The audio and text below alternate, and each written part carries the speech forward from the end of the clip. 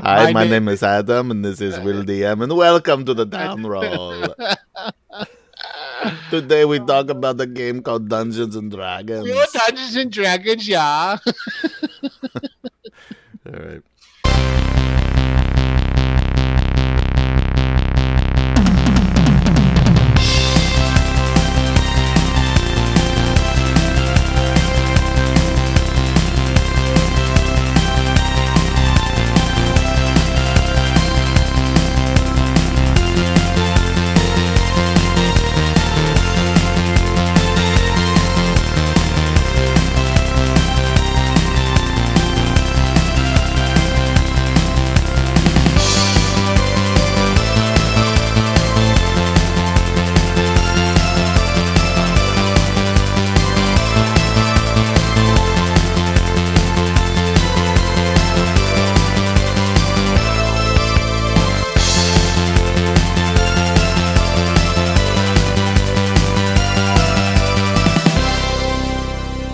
Hey everybody, and welcome back to another episode of The Down Roll. For Will.DM, I'm Adam, and you can tell which one's which because our names are below us. We make it super easy for you here. This is a little talk show that we talk about role-playing games. So today, our topic is busting the myths of modern-day role-playing. Oh, yeah. And it seems like this is where we should have the opening credits, but we're not going to. It's going to be in the beginning. There you go. So, dun dun dun. It's just anticlimactic, and then we're done. Good night, everybody. Good night, hey everybody. Thanks for showing up. All right, so let's start this off, man. Yeah, man. Am I bad at role playing? Wait, yes, no. I've told you that a number of times. Oh, that was rude. I know. Am I bad at role-playing if I don't role-play my characters? I can answer this one. The answer is yes. No. But I think we need to go... It's yes. The way that it... No, it's not. But we need to... Yeah. You can't role-play a character if you don't role-play your character. So what do we talk about? What do we mean when we talk about role-playing? There you go. There you go. Now, so am I a bad role-player is really the question. There's often been what they used to say, like there was a couple of catchphrases. You got... it's role versus role, you know. So you got as in ROLL. Yes, there's at least 3 people that have said that. There's ROLL, role playing, and then there's ROLE, play, role playing. Okay, so one. And if you don't know the difference, you got to just Google it. Yeah, you got to suck it up and pretend. Yeah, you can find this stuff out very easily. Nod, shake your head. Mm-hmm, yeah. Mm-hmm. So basically, role playing in the traditional sense of inhabiting and trying to act out your character. Basically, my name is Lord Windsor. There it is. And I am a knight of the round table. That is an example of one form of role playing. I think it's just an example of using a voice. And you know what? That's true. And I think that's where people get confused. Am I not role playing if I don't have a funny voice? The answer, yeah. And if you're using a funny voice, doesn't mean you're actually role-playing. No, it doesn't mean you're role-playing. It means, well, yes and no. See, here's the thing. Okay, first of all, let's go into the ROLE, role-play. Right. Okay, we'll tackle that first. So that's where you pretend to be somebody else. Pretend to be somebody else, correct. There's different levels to that. Okay, there is the I do a funny voice and that's all I do. Technically, that's a form of role playing. There's the I do a funny voice and I bring up parts of my background story that I wrote 15 pages on periodically. That's in there too. Then you go a little bit deeper than that. This is the hard one. This is where a lot of people start messing up. I make sure that my character acts the way my character should, even if it's detrimental to me, possibly from achieving something in the game. This is the Marlon Brando method acting. You know what I'm saying? Version. When you're going to go and you're going to role play, you know.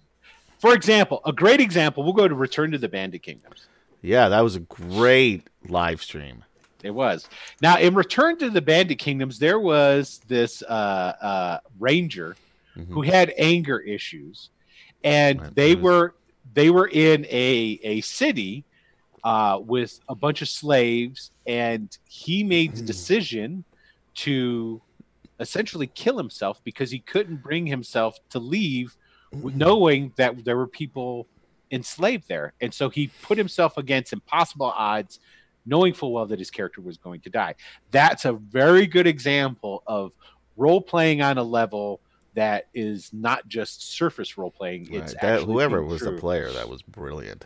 He was absolutely, he's one of the best role players I've ever Moving seen. story. Yeah. Yeah, Really he doesn't fun. do very good funny voices or anything, but No. man, The next character had a funny voice. yeah, it was Adam, by the way. If you guys didn't figure it out, Go back and watch me playing. What was my name? Silver Wolf the Ranger, and then damn. later on, Talon. How quick you forget, man! It's done. It's the past. Yeah. It's the past. I'm not that. You're a forward thinker. You're always towards the front. So here's the thing. Now there is an understanding. There is an idea currently that's floating around that's extremely prevalent, that for you to be role playing and role playing correctly, you have to do all that stuff. Right. You have to be Critical Role. Exactly. And I'm here to tell you, as somebody who has, I don't know how many years I've got under my belt now. I've got almost 40, not quite 40 yet. We'll say 38, just to try and make myself sound impressive. So here's the thing. You don't have to do that to play role-playing games and have a good time. That is completely unnecessary, period. And everybody out there thinks that, well, you have to do that because that's part of role-playing. It's part of a type of role-playing. And if that's not your strong point, if doing you don't have to do voices. There's tons of people who don't do voices because they can't. Then there's people who get into bringing up their backstory and doing things like that. If that's not your bag, if you haven't even bothered to write a backstory, there's nothing wrong with that. There's nothing wrong also with not making your character do things that character would do. If you're just role playing yourself, essentially, in the character, that's it. It's just you're making all the decisions that basically you would do. There is absolutely nothing wrong with that, period. And if anybody ever tells you differently, they are full of fucking shit. And you go back and you talk to Uncle Will. That's right. And you tell them to come and leave me a nasty comment down below, and I'll ridicule their asses. Because here's the thing. Role-playing is a game. And you can play a game, especially a game like role-playing. You can play it any kind of way you want. And if you're not into that type or that aspect of the game, it's not necessary. Well, I think it's as simple as you're playing your character. You can play your character any way you want to. Correct. So as long as your character does what you want your character to do, you're role-playing. Yes. If you just sit there and you don't do anything and then you roll dice and you're hitting or missing, you're probably missing out on some of the fun. But if you say, my character walks over there and turns on the light. Mm-hmm. All right. There, you're role-playing. There you go. That's role-playing. You hear this all the time too. And there's a podcast out there. It's called The Glass Cannon that I listen to and rather enjoy. And you will catch from time to time in there. And these are all veteran role players. This common phrase, which you'll hear a lot. Well, my character says, and then he then says something, doesn't change his voice, doesn't say anything funny. That does happen. Mm-hmm.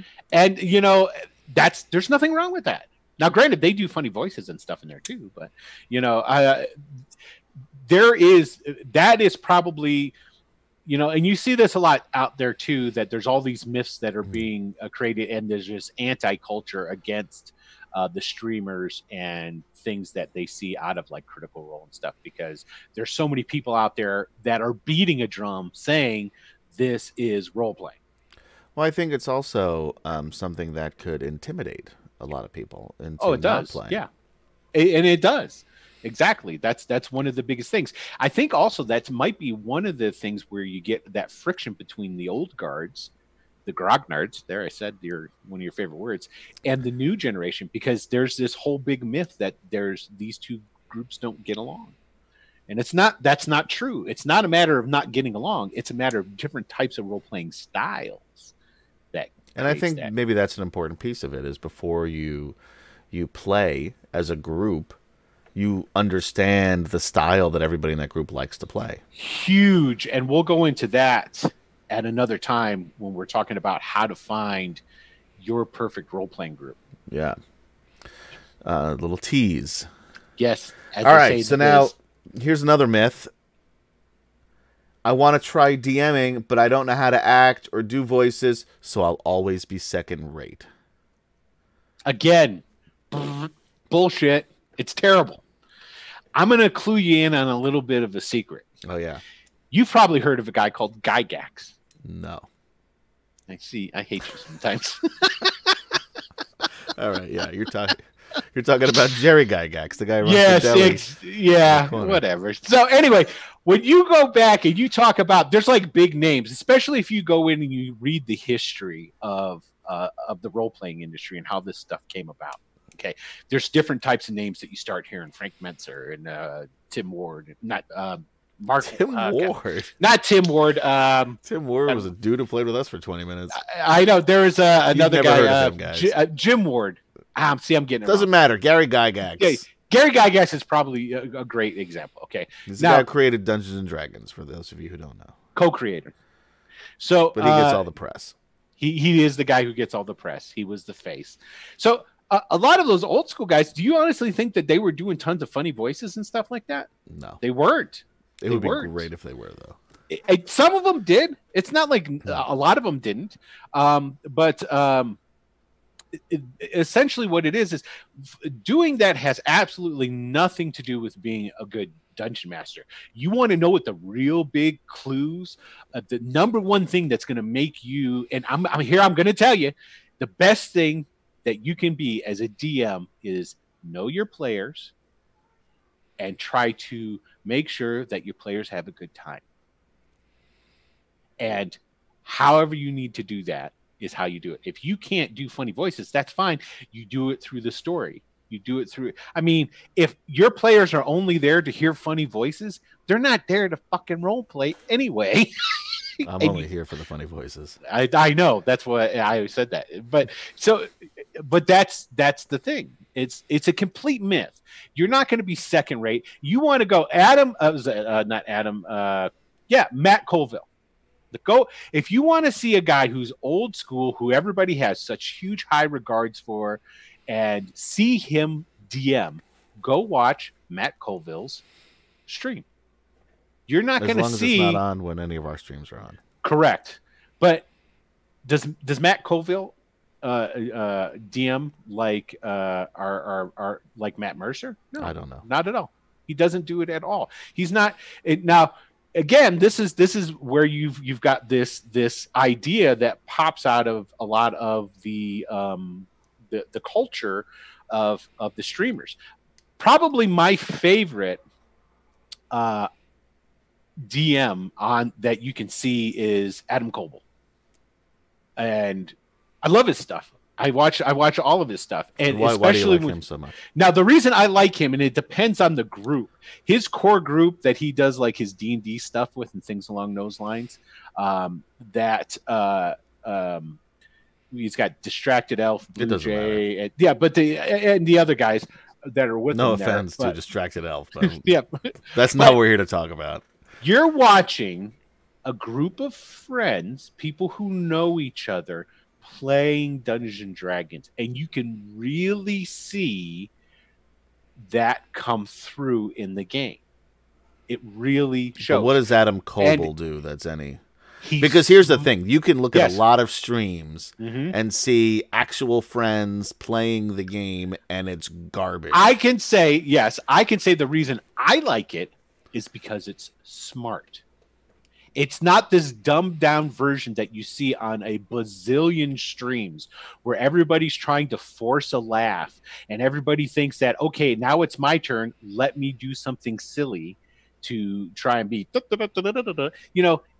people just playing a role-playing game to have fun playing a role-playing game. They're smart in how they Kobol's smart in how he runs the monsters, how he has the effects that come about, and he holds the players accountable. That's something that I do as a DM too. I hold players accountable, and like, You say that just so you can kill me. It's a justification for killing characters, correct? So, and that's one thing that he does. He's smart on how he DMs. He's smart in how he portrays things, and he knows when to cut slack, when not to cut slack. And they're just smart in how they do things.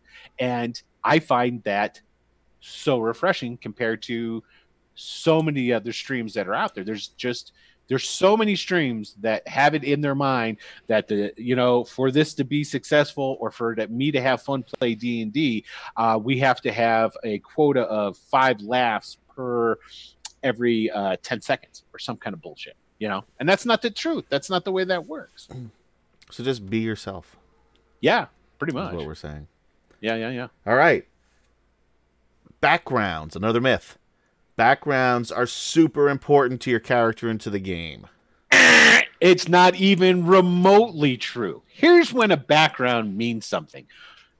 One, your DM's going to do something with it. Right. Okay. And you won't. Two, right. I never do. Why bother with it? I mean, the characters aren't going to survive long enough. I know. So if they do, then they're like, we'll get you next time. Well, the characters that do survive, those are the ones that I go into their backgrounds. I just never go into your characters' backgrounds. So I don't even bother writing them anymore because they're not going to live past the 3rd session. And you know what? Thank God I got tired of. Well, you didn't read them anyway. I didn't read them anyway. So backgrounds completely unnecessary. Completely. Now, if your DM's going to use them, sure, great. Write something up, give it to the DM so that they can use it and interweave it into the story. 2, it's not necessary to give your character something if you, the player, aren't going to use it. If your background is so detailed that if the DM asks you something and you go, hold on a second, let me look in my backstory, and you got to look and you got to find the answer to the question he's asking, chances are your background's way too long, way too intricate, and so it's not necessary. One of the things, this is another, and I can't remember who said it, so I can't give credit where credit is due, but in older games, your background was your adventuring. You didn't have this big melodramatic backstory out of which that you were going to role play with. You were starting it wet behind the ears, one foot in front of the other. You're going to make your fortune, or you're going to go and make your backstory. So as you go through, as you role play, you make your backstory.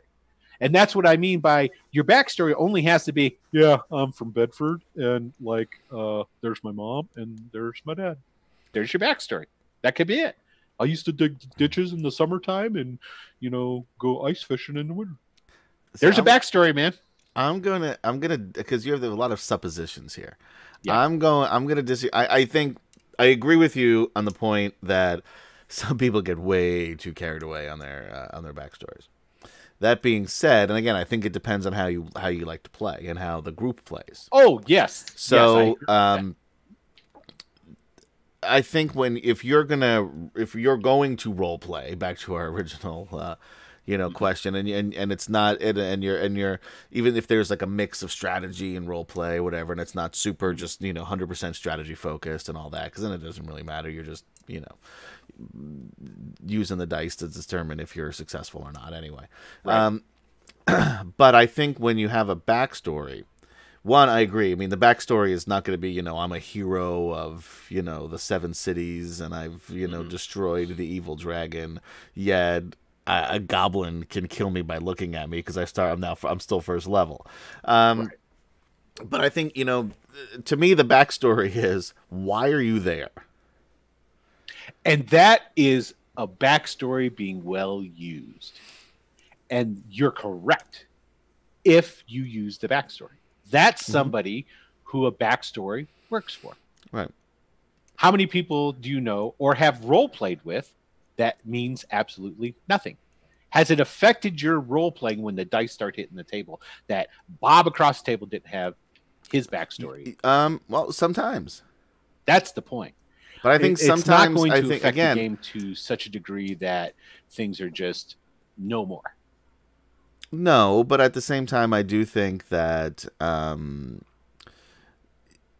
you can there's a different level of engagement many times for people who have some level of backstory versus people that have none. And again, the people who have too much backstory, they wind up getting frustrated because, 99% of it is never comes into play.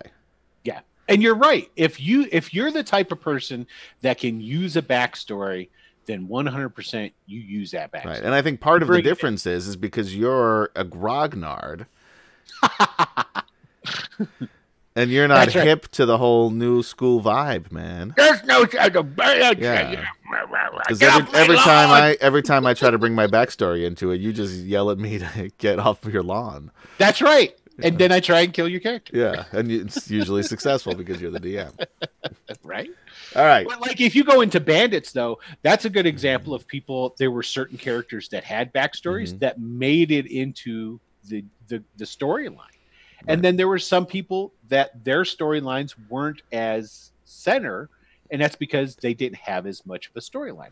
And it didn't really affect the enjoyment of the group as a whole. But I'll tell you what, if you are thinking of streaming a game, yes, it is more interesting for the people watching if the characters have some level of depth. Yes, and I would agree with that with Adam 100%. There's a difference between sitting around. That's another topic right there that we should totally do at some point.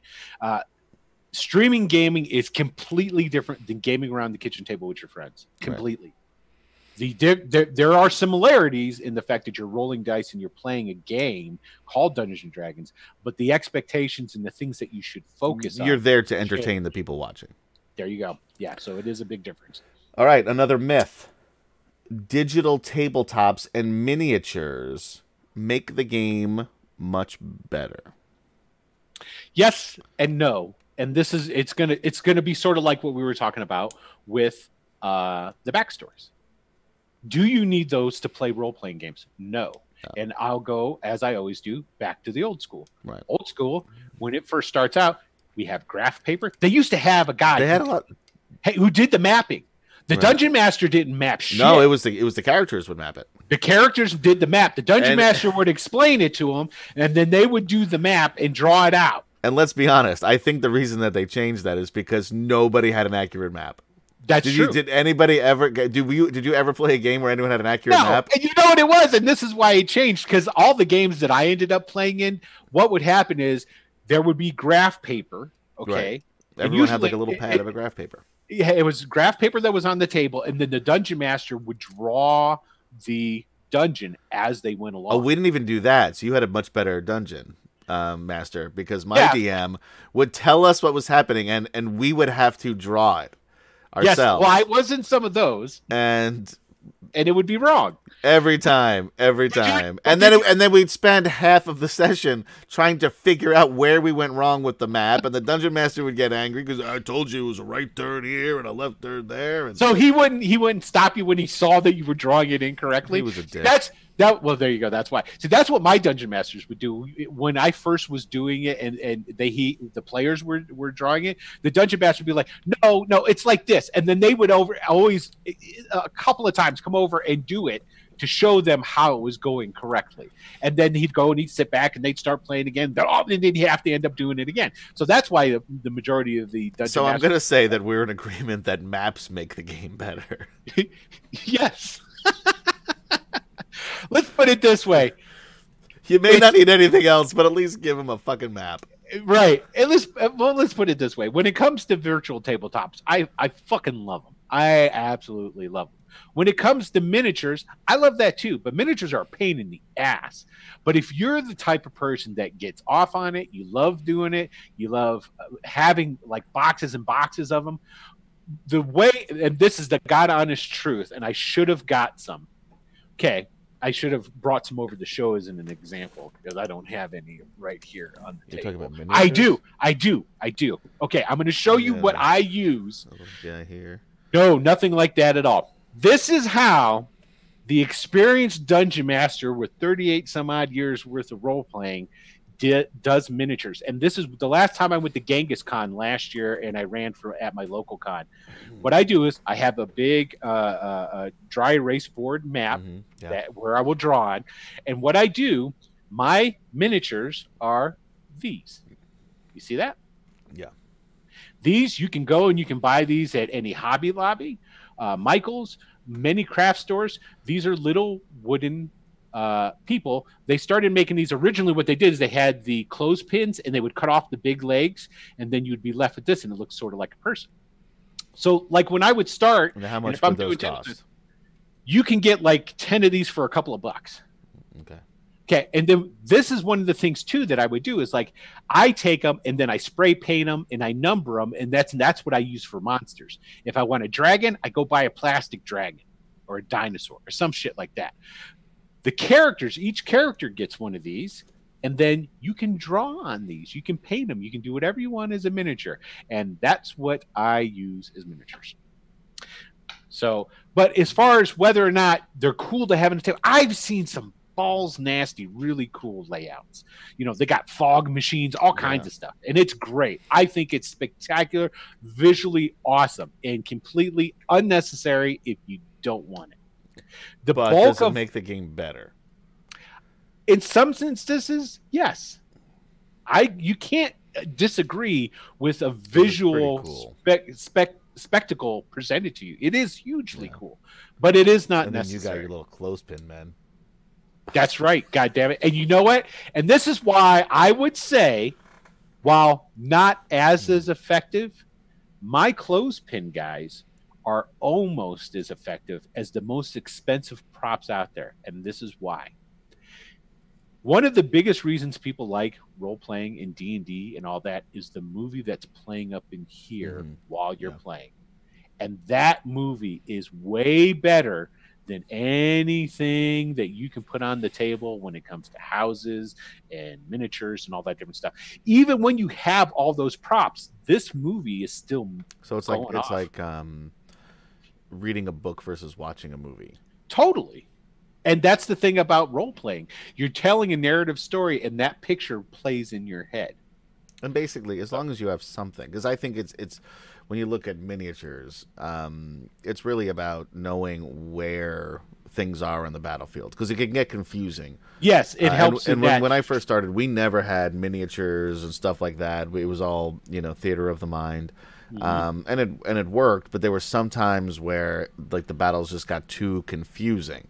Yes, and again, it would slow down the game to try to figure out where you were in relationship to the other characters, to the other NPCs and monsters. Yeah. So having something there just makes the game, I think, just move a little faster and a little smoother. Yeah, totally, 100%. And even if that is you just drawing on a dry erase board, right, or just using like pennies from your pocket. Although I don't have any pennies either. Or your little men. Widgets or whatever. I forget the technical term for those are. But all right. Our last myth. I've never role played before, so I won't be any good. Bullshit. Complete bullshit. You don't know who's watching right now. No, well, here's the thing. This is whether or not you will be good at role playing, because I talk to people who haven't role played all the time, and it comes down to this. And this is not a slight, because it's going to sound like it when I say it, and I don't mean it that way. How creative is your imagination? That's what it comes down to. If you're an avid reader of fantasy books, if you're an avid reader of sci-fi, if you're an avid watcher of like television, or you like problem solving, I mean, there's so many different things that can pull you into and make you a good role player. Not ever having done it doesn't make you not good role player. Not liking fantasy doesn't make you a bad role player. Right, it might, because if you don't like Dungeons and Dragons, you can play another game. Right, we have a whole down roll episode about that. Exactly. Exactly. And that's the thing. If let's put it this way, and this is what I often say to people who are interested in doing it, play one game. One game. And if you don't see the potential or get it in one game, you don't even have to have a good DM to get it and see the potential and want to do it again. Because if you get it, basically what will happen is you'll play the game. And then after you play that game, you'll be like, I could see where this has potential. I need to find a good dungeon master. That will be what you will think. And then that's how you'll know whether or not you're going to be a good role player. Because the thing of it is being good at something it's all opinionated. You could be the best role player in your group because that's your group. That's the clique, the people that you work with, that you fit into a group. Don't ever think that, well, I don't think I would fit well in, and because you get this a lot nowadays because of streaming. I don't think I could play with group X, Y, or Z that I see online or on TV. I don't think I'd fit in there. I don't think I'd be able to play with those guys. That's not all of role playing. You're probably not going to be able to play with the Critical Role people, though, because they've got like a pretty big business going on right now. Yeah. You have to be somebody. You have to be somebody famous now. You got to be like I think Patrick Rothfuss. So he does it. He does all this and prologues, not writing his third novel. I'm sure some people out there just clapped when I said that. Patrick, I'm just busting your balls, dude. I still have the first novel. I haven't really gone through it because I'm waiting for ever finish it.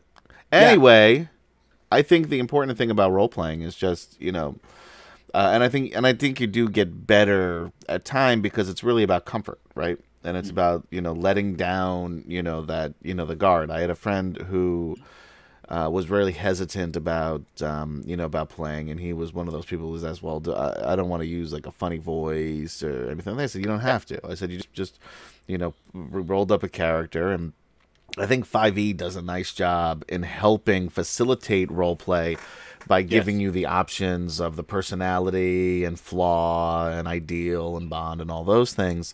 And that actually helped him come up with a character. And then, as soon as he starts talking in a British accent. Right, exactly. I don't want to talk with a funny voice. And then everybody else at the table started talking in a British accent because they were listening to him talk in a British accent. Because everybody knows that Americans only consume fantasy culture with British accents. Yeah. And I'm offended as somebody who loves British history and culture. But anyway, I think like the more comfortable you get, and again, put your guard down. Like you're playing, even if you're not playing among quote unquote friends that you've had for a long time. I think I think playing a role playing game, whether it's Dungeons and Dragons or something else, actually helps facilitate, becoming friends often with the people at the table, because you have that common bond and your characters and stuff like that. And I think that the more you play, the less you think about role playing. Yes. And the more you think about the story that's happening, the situation that you're in, and what your character is going to do in that moment. Yes. And when you can do that, regardless of your voice, and and how comfortable you are, and if and whatever, I mean, you kind of forget about yourself in that situation, and you just do what the character is going to do. And when you get to that point, well, I mean, that's simple role playing. There's no voices involved. You may not have a backstory, but suddenly you know what that character is going to do when you do it. Mm-hmm. There you go. Mm-hmm. Yeah, there's something that I say all the time. There's no wrong way to role play. You just got to find the people that like to role play the way you do. Mm-hmm. Yeah. On that note, for Will.DM, I'm Adam, and this is another episode of The Down Roll. Check us out on twitch.tv, Wicked Studios LLC, on Tuesday nights at 9 p.m. for Return. Nope, it's not Return to the Band of Kingdoms anymore. Not anymore. Greyhawk Adventures presents Ghosts of Saltmarsh. It's got all of the words. Every word is in there. Yeah. We're gonna put some more in too. And then on Wednesday nights, also 9 p.m. Eastern Time, same place, check out Tales of a Savage Land, which is a Savage Worlds role-playing system game. And then maybe at some point soon, there'll be some other games coming. Yep, there will be. We just don't know when. I can say that. I know, but you're running the channel. You should know. You're just not going to tell us. There you go. Make it sound like you know what you're doing here. I don't. And on that note, see you next time on the Down Roll. Bye.